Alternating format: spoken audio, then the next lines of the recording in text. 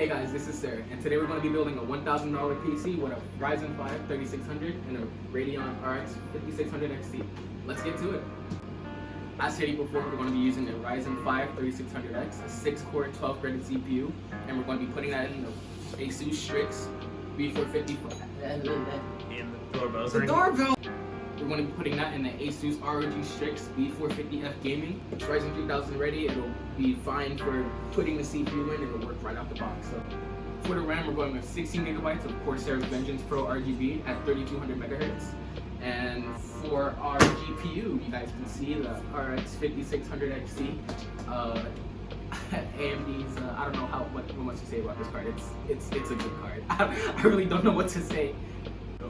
Powering that is going to be a Corsair CX650M power supply, semi-modular, 650 watts. I use it in my personal system, and I've used this before for building other people's systems. It's a really good power supply.